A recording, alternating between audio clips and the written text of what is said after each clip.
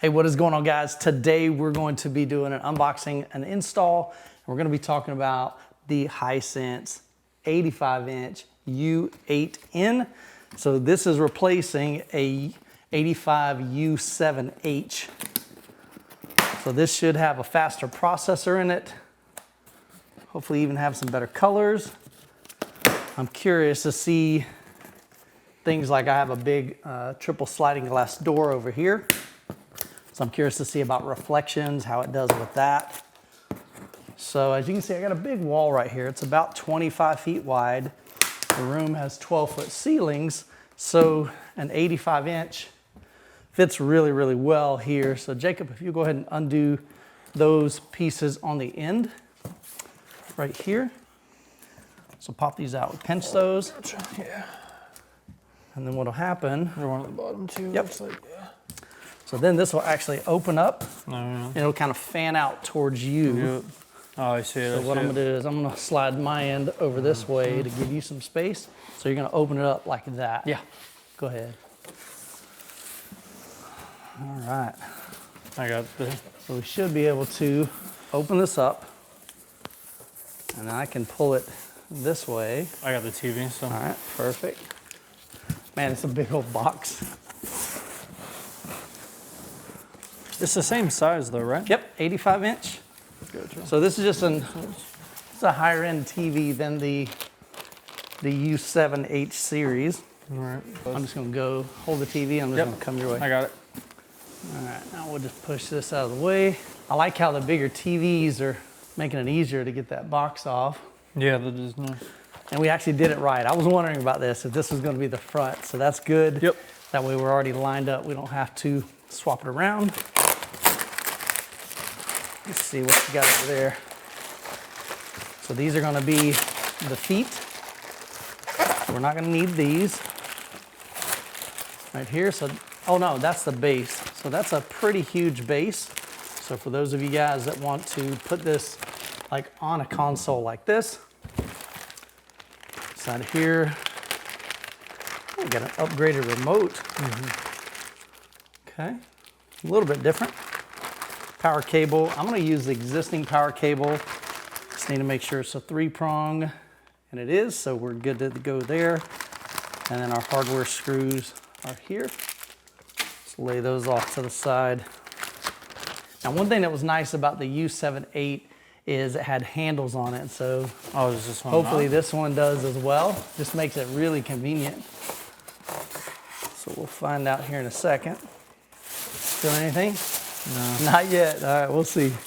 That actually sucks. All right, that's okay. Let's lift this up. We'll lay this off to the side as well. All right, next thing, these end caps, pull those off. Yeah, I'm not feeling any handles. You got this too. So let's see. Oh shoot, is that the? Oh my god. What's that? That's probably the base. Yeah, that's. Is that a metal base? Yeah, it's heavy Nice. as crap. Okay, so It's really heavy. holy cow. Yeah. Yeah, so that's a steel base. You got it? Yeah. So really nice steel base there if you want to mount it. But like I said, we're going to mount it flush to the wall. No handles on this. So definitely makes it harder to pull this one out of the box. Well, they leave these. I don't know if you see. These are. So I think it's pretty okay to grab the that? side. You know what I'm saying? 'Cause Yeah. They got, Hisense, got where's the padding. handles? That made it so convenient. the problem is I'm losing grip on it. That's what's. It moves up, but we're losing it. Honestly, Dad, go put your hands in this. I'm just saying if they have any suggestion. I doubt it. Yeah, rip yourself a little piece and go in. I feel like, and then put your foot on the bottom. Like I said, my problem is it just kept slipping. Yep. We were going up. All right, ready? 1, 2, 3. I got it. Yep. All right, lay it down. Yeah, so we had to reach inside here to grab because this was just too slippery. Yeah, there's physically no way to. So now, Taking this off? yep. Oh yeah, see that's why they put that there. Like it says, don't remove until it's mounted because it's like Gotcha. it's so you can like. Got a little pad to grip. Yeah. So we remove these 4 screws from right here, here, here, and here. And what's gonna make this nice is we already have the mount already set up. And since we're using the same hardware, we got the same size TV, the same WASA pattern, just makes this install that much easier. Now the cool thing about this mount is there's a groove on there. I'll show you. This bolt right here just sits inside that groove, and then these will drop into the bottom, put 3 bolts on, and we're done. Now before we mount the TV, it's gonna be hard to film this. I just wanted to show you, here's that notch. So that notch is we're gonna place this bolt right here in that notch. And then you can see these other 2 bolts here. Those are going to slide in the bottom right here. Then you can use the 2 nuts to kind of tighten that up and basically level the TV. All right, 1, 2, 3. All right, let's just guide. Perfect. Yep. Actually, I think that's in. That's actually perfect. Yep. Now this mount isn't the most flush mount, so this TV is going to sit off the wall a little bit.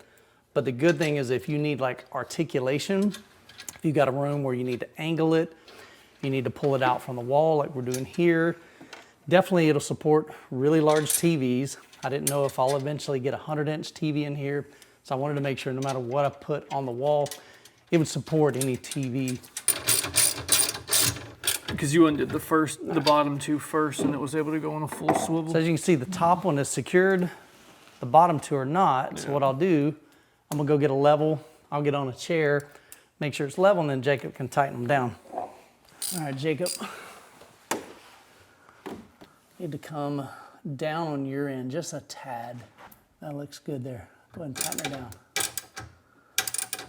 Got it? Yeah, it should be good. Sweet. All right. Just one on HDMI 1? Yeah, there should be an arc. That's the arc, this HDMI 1, yep. Yeah, we use arc.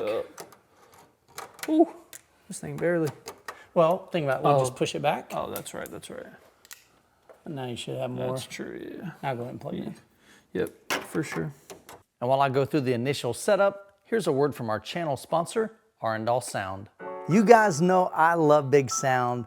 Well, Arendal's 1528 series has taken big to a whole new level. The Tower 8 is an absolute beast, 53 inches tall, 174 pounds, and engineered to perfection with time-aligned curved baffle. But it's not just about size, it's about the massive soundstage and clarity that these speakers deliver. Trust me, once you hear the 1528 series, there's no going back. Check out the link down in the description below. So let's go ahead and dive into the menu a little bit. I'm gonna hit the settings menu. We're gonna come down to picture. Now, by default, the TV was pretty dim. I was actually really surprised that it wasn't brighter. Went into the settings, came to picture mode, and as you can see here, we've got quite a few options. We've got vivid, which to me is too saturated. Standard looks okay. That one's decent.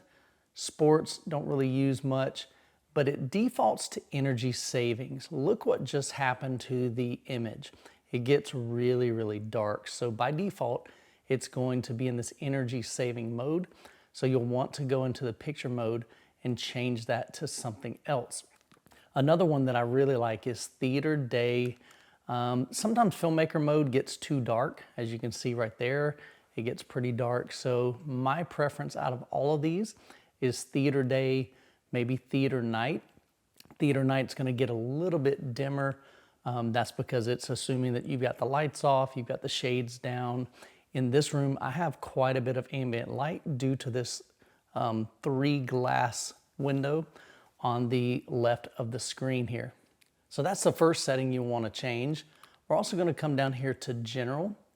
I wanna go ahead and turn off this auto detection if that is there. I want to have control over whether or not it's in theater mode or not, so I have that turned off. Intelligent scene. A lot of these settings, they try to do too much, and so I tend to leave most of these off. We'll click back. Down here in brightness, I prefer to have this set to high, leave the peak brightness at high, and I'm just gonna leave the default brightness at 80 for now, contrast at 45, and I don't adjust any of these settings. Dark detail, again, I don't want to enhance that. I want it to just be off. And then the active contrast, I leave off as well. And HDR enhancer, I leave that to off. We'll click back. Now keep in mind, this screen here, we're on YouTube, this is an SDR content. That's why if I click back and we see right here, it just says theater day. We also want to go into a clip that is HDR and change our settings there as well. So let's go ahead and do that now. So we'll go back. So we'll go into this video here. This is a 4K HDR. Of course, we got a commercial, so we'll go ahead and skip that. So I'll go ahead and pause the video right here. We'll go back into our settings, come down to picture, and here you can see it says HDR theater, and then we'll come down to general. Those are set to off. The local dimming I've got set to high, peak brightness to high, and brightness it's at 100. So these are some settings that I found work best for this. So if you can see here, when I hit play, we just get a really nice, beautiful image, and it's super bright and incredibly crisp. Now on the remote control, you can hit the menu and it's going to bring up this bottom menu here. I really like this because it's less intrusive when you're trying to make those settings. Of course, I can click the settings button on the left to take me into the big menu of everything, but this easily allows me to go into, say, the picture mode and change that to whatever I want, sport, standard, vivid, and so forth. But again, most of the time, I'm going to leave it on theater day. Now in my setup, I do have a Marantz Cinema 30, so I'm using some external speakers here. As you can see, the Martin Logan F200s. So you want to make sure if you've got that set up and you're using ARC and eARC, we'll need to go into those settings. So as you can see here, I can change that, but I can't really go into the settings. So we're gonna go over here to settings, click OK. We'll come down here to sound, come down here to audio output, and you want to change this from TV speaker down to HDMI ARC. If you went through the initial setup, it'll make those changes for you, but here's where you would get to that if you want to enable ARC or EARC. So I'm gonna go into some copyright-free footage that I've got on a thumb drive, and so I just hit the input. I'm gonna come down to the USB drive here, and we'll go ahead and load up this 4K stock footage. So this is some SDR content, royalty-free stock footage, so we won't get flagged from YouTube for being copyright, but I just want you to give an idea of the image quality on this. Now, on the video, you may see pixelation, you may see some little lines. That is from the refresh rate or the settings in my camera. I'm looking at the TV right now. I'm not seeing any of those in real life, in real person, but just know that. I wanted to point that out. But looking at the screen, I've got great detail in the dark areas, like the shadow detail looks really nice. We've got a good amount of contrast. Now this isn't going to be a super high-end TV. Currently this TV is about $1,800 for the 85-inch. Of course, they've got different models, they've got different sizes. They have a 75-inch, a 65-inch, as well as a 55-inch. I'll link all of those down in the description below. Now, one thing to point out too is you can see right here, we've got this gray bar up top and bottom.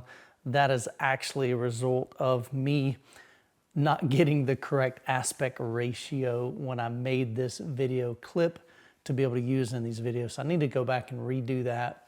So the bezel on this TV is actually just this part right here, really thin. You can see down here, you may not be able to see it in the video, but there's just a really thin bezel. So we've got about an inch, maybe an inch and a half of black bar on top and bottom. But again, that's from my video, not the TV, but I wanted to disclose that. So one thing I really like that I'm seeing is just the colors in this. They're super vibrant, but they don't look overly saturated. It looks very natural to me. I wanted to get some clips that just kind of feature different aspects of color, vibrance, luminosity, shadow detail, but I wanted you to be able to see, you know, just that variety. But overall, I've just been super impressed with what Hisense is doing in the space. I think that Hisense is really becoming a key player in the TV space. I think the gap between Hisense and the big three, which is Sony, LG, and Samsung, is really begin to shrink.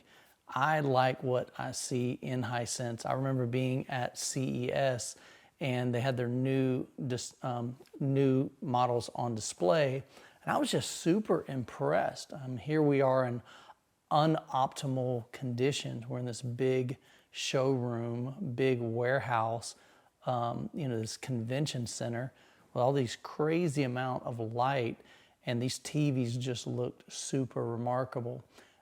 So again, I think that this is just one of those TVs that is going to provide a good, relatively budget-friendly option for those of you that don't have the funds to, or don't want to spend, $3,000, $4,000, sometimes $5,000 on a TV, but you want a good image, you want a bright image, and you want something that's just going to work well, even in a bright ambient light filled room like I have here in my living room.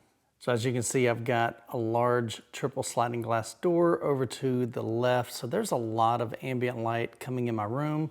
I went ahead and turned on all of the lights so that you can see kind of what kind of ambient light we're working with here. Another thing I wanted to show is the amount of reflections. Here you can see with the lights on, you see the reflections up at the top right. So if I'm sitting down here and I have this light on here, you're going to see some of those reflections. If I zoom in, you can see it right up there at the top center. So if you got a lot of ambient light, a lot of lights in your room, you're gonna have to kind of deal with that. You can see especially those right there. So that is a reflection of that ceiling fan right above us. Not much we can do about that. Even if I come over here, it actually gets quite a bit worse. So depending on where you're sitting, depends on the amount of reflections in your room. But just wanted to show you kind of some real world scenarios and some things that you're going to deal with if this TV's a good fit for your room. One thing I immediately saw in this TV, the U8N versus the previous U7H, is just the processing speed of this. So I'm literally going to click, I'll put the remote up to the microphone so you can hear every time I click. But as you can see, I'm clicking in real time, and this thing is extremely fast. Previously on the U7H, I would click 3 or 4 times to go to the right, and it would kind of hesitate. So there was kind of like a lag in between that. So I'm loving the fact that no matter how fast I want to cruise through these menus, it can keep up with me, which is super, super cool. Having the Google operating system just makes us very user-friendly. So under the apps here, let's say for instance, if I wanted to, let's say bring music or YouTube music over to the left, I can click and hold the OK button, tell it to move it, and then I can just hit to the left and I can position that wherever I want it. So that's a great way to be able to reorganize your apps for the ones that you use the most, and then you can just hit done down here. So for those of you that like to use voice, we can click and hold the microphone icon on the remote, and we can say something like, launch Apple TV. Opening Apple TV. And there we go. We'll go back to the home, but see how quickly it moves in real time between apps. I really like the remote, how they've got this laid out. We've got some preset buttons for Netflix, YouTube, Prime Video, Disney Plus, Tubi, and then there's this icon with the heart. So if I click that button, it asks me what do I want to assign that. So right now it's assigned to TV, but maybe I want that to be my Apple TV HDMI input. And so I'm gonna choose that and click OK, and come down here and click OK. So now when I hit that button, it's going to launch my Apple TV. Part of the buttons on the remote are backlit, as you can see here, and then it has a nice little fade out to black. Now I've been using the U8N for about the past 2 weeks now, and it's just been a great TV. The user experience is what I'm most pleased with. The previous one, like I said, it just had a slower processor, so navigating through the menus sometimes felt a little sluggish. And so having that fast 144 refresh rate, being able to fly through the menus at whatever speed that I want to go through, just makes the experience overall much more pleasing. I did check out the internal speakers on this TV, and truthfully, just like every other TV, especially when the speakers are rear facing and they're hitting your wall and bouncing out, it's just not ideal. If you at all can add, whether it's a sound bar or something like I've got here, 2 speakers and an AVR, you're going to get a huge improvement over the default speakers that are in this TV. They definitely get loud, they just don't sound super amazing, but I don't expect that from any TV speakers. And the biggest reason is because they're having to hit the front of your wall, bounce around the TV, and then come and hit your ears. So that would be a much better option to have speakers on the front of the TV or the side of the TV.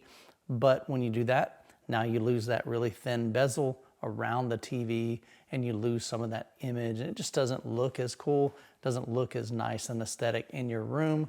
So again, there's a trade-off there. Well guys, I'll have a link to the Hisense U8N down in the description below, as well as the different models, the 55-inch, 65, 75, and this 85-inch. Again, huge thanks to Hisense for sending this TV in for review. Hope you guys have an incredible week. God bless, and we'll catch you in the next video.